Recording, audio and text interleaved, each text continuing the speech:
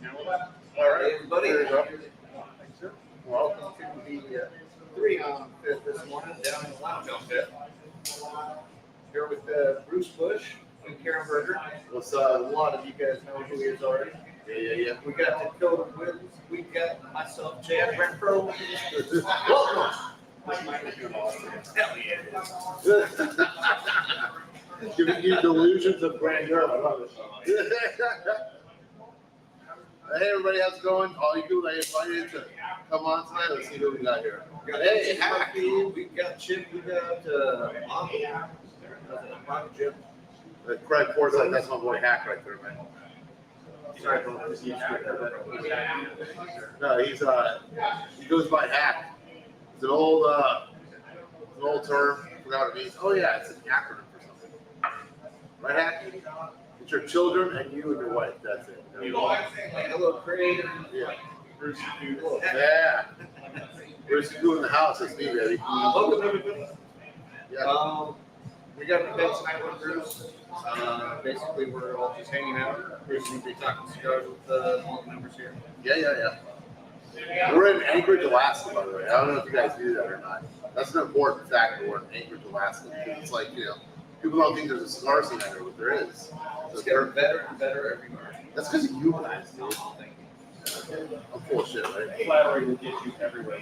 Oh, absolutely, as it should. Can we line up?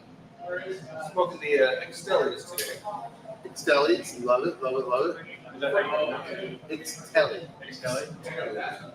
I feel funny because I want to say Itelli for some reason. You can do whatever you want, man. But some people, they want to act like it's a Spanish word. It's actually not a Spanish word. It's Nahuatl. It's the Native American language in Nicaragua. Before it's Spanish got there, and they Spanglicize words, kind of like we Anglicized words, like the word Alaska, for instance. The word Kalispell, the word Tennessee, Alabama. Those all come from Native American languages and turn into English words. Ixtelli is that, and became Esteli when the Spanish got a hold of the city and did their thing. Look at this gentleman's name is Bruce Stark. He's a man. Bruce Banner. What's his name? Stark. Yeah. Oh my God, Tony Stark. He's Bruce Banner and Tony Stark. Great for him. Hey, Bruce Stark, did you realize that you were a hybrid of Iron Man and the Incredible Hulk? It's amazing, man. Without Dakota's help, I would have never drawn that conclusion. That's awesome. We got to hack in with it. Dwayne, my dog Dwayne Carter. I hope you're feeling okay, buddy. I know you took a big fall. I hope you're all right and drinking and smoking. All right. Let's see here. Who else we got on there? Oh, hey, Sean Michael Dunn. That's my dude from Portland, Oregon, man. Hawaiian shirt. This shirt is pretty freaking thick. Got the tailgate box on there. So I gotta tell you about this shirt, right? So this guy that used to work for me, he had this cockamamie idea, which turned out to be a pretty good idea, to take the box of tailgate and the K symbol and just throw it into one of those like we'll make your own Hawaiian shirt websites, right? And we did that. And I got 3 of these, and I bought 3 of them, right? And everyone thinks we mass produce these shirts. We don't. So if you want one, or if you want this shirt with halftime or Ixtali or K-Fire or something else, let me know. I'll give you the PDFs, and you can go on the site and make it.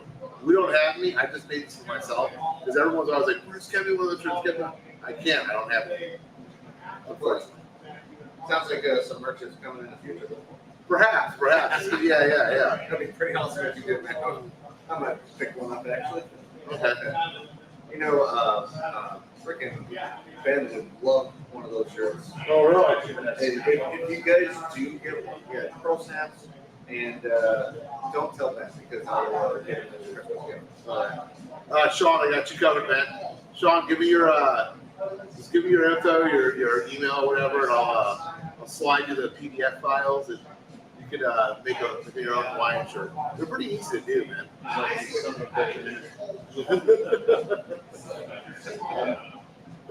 Sean was at Release Cigars in Portland, Oregon. I just went there a couple nights ago. It was really dynamite, man. It was awesome. Yeah.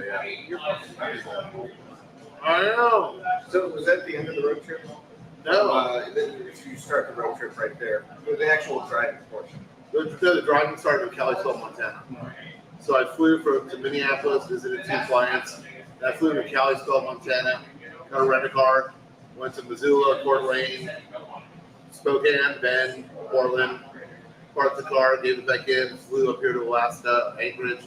Tomorrow I fly to Fairbanks, and then do a day there, then I fly to Seattle. I've never been to Seattle, Washington before. And it's so funny, everyone on the West Coast is like, what? Like, You have to fly through there. well, you have to if you're out here. But most of this country lives on the East Coast, and a lot of people there have not been to Seattle. Yeah. But over here, it's like if you haven't been to Seattle, it's like you haven't been to Orlando or something. Can you imagine how shitty the flight would be if you're layover from like New York to Philly with Seattle? It would be horrible. Yeah, I'm pretty sure that doesn't happen. That's the worst flight ever. Yeah, I'm pretty sure that doesn't happen. Alaska Airlines does weird shit like that. Like their cheapest tickets will have you bounce halfway across the country and then to your destination. Sometimes you'll fly over your destination. Yeah. What the hell? If you want to get a really cheap flight from Anchorage to Seattle, you take the mail flight, which stops at every single port way down to Southeast Alaska. So you stop at Sitka, Juneau, Ketchikan. There's 2 more stops besides that, and then you finally get to Seattle. That sounds like hell. It's 2 full days of flying. Yeah. Why? Spend like $100 and just go right there. Sounds absurd. The peanuts, man. Yeah. I would never do something that barbaric. You should fly as much as I do. You realize that travel needs to be smooth and easy, man. Like you just go, TSA pre-check, boom, first boarding, priority boarding. You don't have time to F around too much, man. If you do, you'll go insane. If you travel this much and you half step it, you will lose your effing mind. There it is. Or do you not Quaaludes. What's the Quaaludes, yes I do. what's some designer shit? The Midol. Do you do like Midol? Midol for like when I have my period or something? It's a muscle relaxation. It's like, Oh, really? yeah. I didn't know that. Well, hey, I just learned something today. How about that? Midol for long flights. That's brilliant, but like it is the legal limit muscle relaxation you wear. Really? So two of them. What if you're someone like me, you have connections with people and you get strong at shit anyway? Then Midol's like the JV version of the shit I already get. I've talked to some people and they're like, oh yeah, I'll have a few cocktails before I get on the flight, or I'll take a muscle relaxer, or I say Quaaludes because I couldn't think about Midol. Quaaludes, Midol, M&M's, what's the difference, right? Yeah, M&M's might be a little bit different, but different effect on kids. All right. Guys, let's go back to the cigar real quick. It's okay. Kelly, you don't have to apologize to me, man. It's all good, dude. This is the Ixtelli. So this is something Karen is very proud of. We're proud of also. The word, of course, we're amazed that we were able to copyright it because, like, one would think that word would be used already somewhere as a cigar, considering the popularity of cigars like that actually Nicaragua. So with this cigar, we have a Nicaragua Puro, which we've never done before, contrary to popular belief, because there are some websites out there that say that our Maduro is a Puro, that say that this is a Puro, that's a Puro, you know? What do I say? Oreo cookies for Bruce Hack, behave, man. So, yeah, we've already heard that story. We did that again, didn't we? Oreo cookies? Yeah. I don't think we did anywhere. Okay, all right, I'll brief y'all on that in a little bit. Anyways, it's a Habano Criollo wrapper, Jalapa binder, Essex filler. It's dynamite. I mean, Karen, as she does, sometimes she goes back to the drawing board a couple times when something just isn't up to snuff. And then she finally got to produce this cigar. That's awesome. It's selling out across the country. We're really digging it right now. A lot of green tea notes, very floral. A lot of honey on the retro. And we're drinking, what the hell are we drinking? I have no idea. I'm drinking with That it. stuff that we had last night. Yeah, that was the last one, right? Are you talking about the Rubenesque? Sure. Yeah, Rubenesque dry. It's very, very salty and savory, which is not. Kind of didn't want a Scotchy experience right now. It's kind of a Scotchy experience. Okay. I dig it. Yeah. In any event, I mean, It's not bad. no. It's just not my bag, you know. What are we drinking tonight? Yeah, we got more stuff. Oh, coming so tonight. tonight we have Magnus Triple Cask Bourbon, which is supposed to be pre-1900 style bourbon. No good comments there for the most part, except some live communities. No, but Bruce said the iron brought the iron home. I like that. Yeah, we're having Heineken strip cast. It's two different types of sherry casks. One's French, one is English, and then it's in Merlot cask. So it's going to be very fruity, very winey, sweet bourbon. That's how I describe Chad. Very fruity, very winey. That's all for Then we're having Glenlivet 14 sherry cask, which is just a nice staple. And then the last one is a German cognac company. They source all the raw materials from Champagne region, but then they cask it and they do a cigar blend where they finish it in a Cabernet cask. Okay. So it's going to be a very interesting thing. I'm kind of excited to try that. It's also the most expensive Cabernet. Well, then that's what I'll drink tonight. Yeah. So yeah, it's called Weinbrand actually, which means burnt wine. That's the word for cognac in German. I know that because I taught German for a long time. I mean, that's an accurate description. Yeah. So Bruce, you go, hey Gary, what's up, brother, man? How you doing, dude? Gary's a pirate, dude. Gary's a bona fide pirate. Like I'm talking about the real deal. It's not like Steve an actual pirate. Yeah. Like he'll go to events dressed as a pirate, drinking rum, patch on one eye. How bullshit you, man? Arr! Do the whole 9 yards, man. He's a big fan of Karen Berger Cigars too. Makes him cool in my look. So Karen Berger, that's good. I like that. That might be a good name for a cigar. Gary, what do you think, man? Karen Berger, yeah. Drag that R out. I like that so bad. Karen Berger, Caribbean cask. There we go. Although we're Nicaraguan, so we're not Caribbean. Not a lot of pirates in general. I mean, my understanding is a lot of the Euro beef is fairly regardless. But do you guys do like specific expressions, barely? Not yet. There's not a huge difference. A little bit that's viewed, but it's more the anaerobic fermentation kind of deal there. Yeah, definitely. I mean, you can do different things with tobacco, and you can try and wish some stuff into existence, but I don't really know that it ever takes. Like a buddy of mine took a certain cigar, which I won't mention, and he buried it in raisin bran for 6 months. Yeah, and trying to get all that raisin bran flavor, whatever, in the cigar, and it barely gets in there. I mean, if you use your imagination, you can imagine anything, But brass tacks, I don't really know how much that matters. Maybe it does. Maybe it doesn't. I know it matters more with liquids. But I was told by a cigar master one time that solids are the hardest things to blend.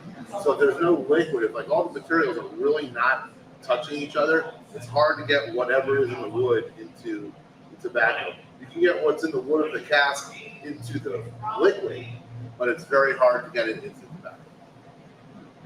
But solids. Yeah. Do you guys do a cigar with Rick? What? Rick? Considering I don't know what that is, probably no. Yeah, Rick is a tobacco. It's a Bayou tobacco from Louisiana. I have heard of that. Yeah, people ask me that at PCA. Now that you mentioned that. So Rick also smells like turtle shit, if you know what that is. Turtle shit. It's very, very funky, very fermented. It's like fine cheese. It's super pungent.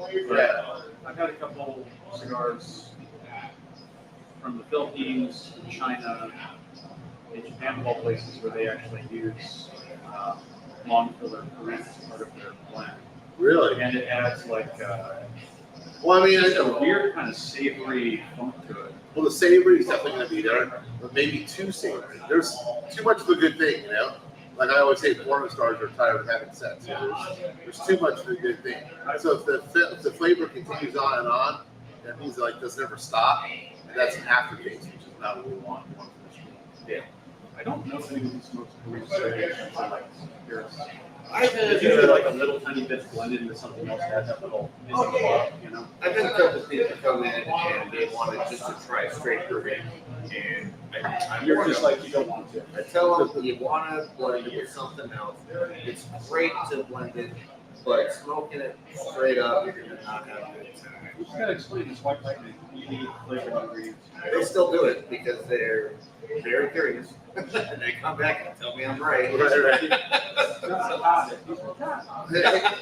Hey, Bruce Stark, you're smoking a halftime. Good job, dude. There's one right there, man. Yes, sir. Love that. You know, it's all good. Halftime right there, man. Selling out everywhere. We got a handful. Yeah, we got a handful of boxes left to on the beach.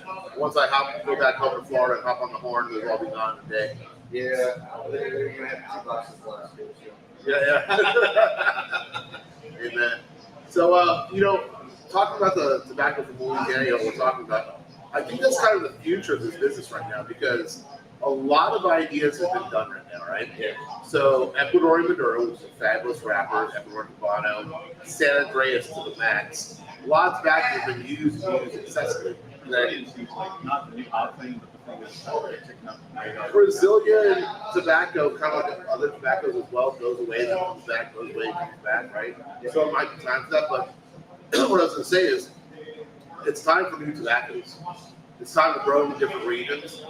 It's time to bring more stuff to the table, right? So I was talking to a guy in Chicago the other day when I was out there, and they're doing Wisconsin broadleaf. So that's kind of interesting, right? Yeah. Because Wisconsin.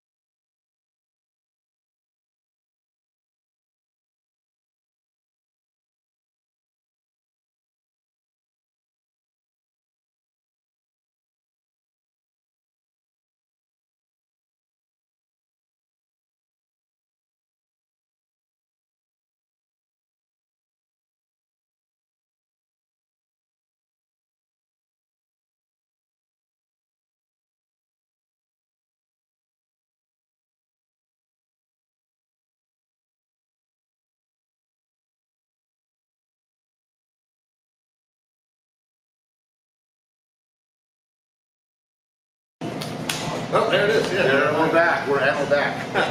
Oh, thank goodness. Oh shit, we lost all our viewers. Yeah, Cody, man, dude. Come back. But back to the whole tobaccos from different regions. I was hearing that there's Paraguay, there's Uruguay, there's Peru now, there's Wisconsin broadleaf, perhaps. I mean, we need to do something different. We're all using a lot of the same stuff right now. Australia. Australia is so anti-tobacco. I can't see them growing it. That's, Australia's weird because if you go towards Perth, it becomes trailer parks exploding from meth, giant lifted rigs, American freedom keeps up. Really? That's what Perth is like. Yeah. And smoking culture is a huge thing in Really? Which is why they're trying to curtail it, because they have a lot of issues in public health, right? You're paying for these people to get lung cancer from cigarettes, Right. and so they really want to caution and save some money. And as a byproduct, this kind of stuff. It's also a bad idea because I don't want my cigars to film. Everything from Australia is there to film. It's true. Can you imagine farming fields of tobacco with spiders the size of your face running from? Oh, No. Yeah, Australia's very Someone dangerous. very interesting showed up. Hey, how's it going, Ted? Our booze guy just showed up. That's an important fact. Hey, Mom. but he's got stuff in his hand. Man. Oh, good. He'll be with us shortly. Let's see, we got a couple of comments coming back in. Shawnicious Smoke Cigars, welcome back. Thank you. I appreciate it. Scream with that back We already now. got the top three there. Cool. So let's talk about the halftime now, right? So that cigar right there. So this actually came together quickly. Karen threw that blend together, and it was really dynamite. It's a Sumatran Viper. It's Epilepidura wrapper, pigtail, closed foot, and all the filler comes from our farm in Esteli. So really inexpensive cigar. Unfortunately, in the last we have horrible taxes here. Not we, I don't live here. I'll be out here. It's rewarding. Right, but we got the worst tax up here on tobacco. They have bad taxes here. So it says here, but it's $7 a stick, like in Texas or Arizona or Pennsylvania, Florida, New Hampshire, those states that have no tobacco tax or very minimal tobacco tax. $8, $9, whatever. The 4x60. The original idea was to smoke for 30 minutes. It smokes for a good 45 minutes. It's absolutely dynamite too. I think I hate throwing it out there, 35. but I just Well, yeah. I'm not doing something. Yeah, our product comes in a 50 count box ahead of time. Really dynamite smoke, man. So then we have new projects coming up for the rest of the year. Can I do an exclusive right now? I'm going to release something here at Fifth Avenue Lounge, Anchorage, Alaska. No one knows yet. We are doing a halftime Habano. Really? There's 30 of them chilling in my humidor back home. Now it begs the question, why didn't I bring one to Chattelicious or Dakota? Because I'm an asshole, right? Yeah, absolutely. I might send you a couple of the next shit and we'll see what happens. But yeah, I mean, so Karen and I have gotten together and we're like, she's got an incredible amount of tobacco, right? She's very creative. She's dynamite at what she does. She's an incredible master blender. We should be throwing out some really cool products for people to smoke. We have a loyal fan base, right? And our fan base loves it when we produce new cigars. Absolutely loves it. So we're doing that, and we're also doing like a little fatty rectangular cigar that is in limited production right now under an old name. And I don't want to say what that is, right? But we're going to release it, we're going to repack it. It's something people have been clamoring for a long time. And I think we're going to call it thick, like a thick booty. THICC. No. 3 C's. 3 C's? 3 C's. Okay. And that was Karen's idea, not mine. I'm not being creepy, and we all know Karen's an attractive woman. It's not my idea. That's her idea. So I was like, you do you if you want to do that. All right, yeah, whatever. Or I mean, the lady gets what the lady wants. absolutely. And she is the boss. My input is just like kind of like a whisper in the wind. Then you just got something. Yeah. But if I'm the one selling them, I should have an input. And I do. Karen gives me a lot of input. I came up with tailgate. I came up with halftime. And another exclusive here in Alaska. And this is a cool story, right?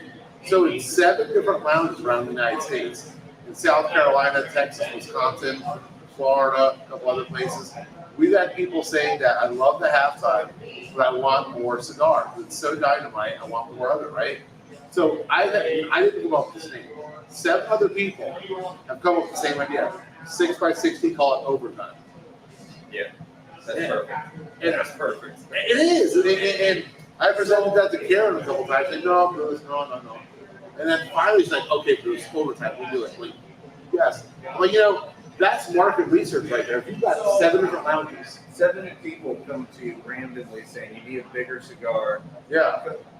Right next to the halftime, you got the overtime. I like the naming scheme too because it's. I have another cigar that is a weird combination of Latin and bastardized Spanish from 4 different regions. Yeah. Just turned out.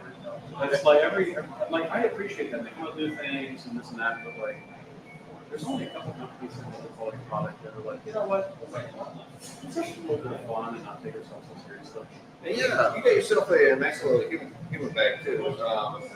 You got the tailgater, halftime Havana, and then the overtime. Oh my God, Chad, you are absolute sheer brilliance, man. That is a beautiful idea, brother. Holy crap. Somehow, Oh my God. Hey, Tilly. Hey, Tilly. Down into the lounge here. She is not supposed to be in here. Uh-oh, she's in trouble. Come on, little girl. All right. Tilly, Oh. No, she's a wrecking ball. Oh, really? Okay. All right. She sits in the workshop and specifically waits until you turn your back and then sits immediately behind your heels. Oh, no. It's like that thing that happened back in middle school. It's happened to me once or twice. So I've done it once or twice to the people. Or like, you know, you bend down behind someone to push and they fall over. It's really horrible. Shenanigans that happen when you're younger, you know. Well, I can't say I've ever done that. Really? Good for you. You're a better man than me. We already knew that. Yeah. So I want to touch upon a couple of things that Dakota said. Because Dakota is a man of brilliance. He touched upon a couple of things I've learned through market research. I'm not going to tell you guys my sources. Because you guys that know me well already know my sources, right? But when you name a cigar one word, and that word's English, right? A lot of American dudes, which is like the biggest part of the market, women too, and also do some other times, but American guys, that's like 60% of globally of people who smoke cigars, right? One word in English they can relate to: tailgate, halftime, now overtime, right? That is really the marketing strategy, you know. And I hate to talk about marketing too much because I think if you talk about marketing, it sounds like you're taking away from tobacco a little bit, which we're not doing. But we want the marketing to be able to get in someone's hands. And so that's why we have that approach right now. You don't pick it up unless the name sounds appealing. Hey, you call it a cigar dog shit. Nobody's going to pick that up. Yeah, right. One guy. One guy will put it in a boot bag. You know? Yeah, that's so true, though. Unfortunately, that's true. And, you know, I'm guilty of it too because, like, I go to buy whiskey and I look at all these nice whiskeys. And I always buy a bottle of Woodford Reserve. And I get mad. Working app? Because there's 9 people up there and nobody working. Really? Oh, man. Okay. I've got to head upstairs real quick, apparently. I'll be right back. We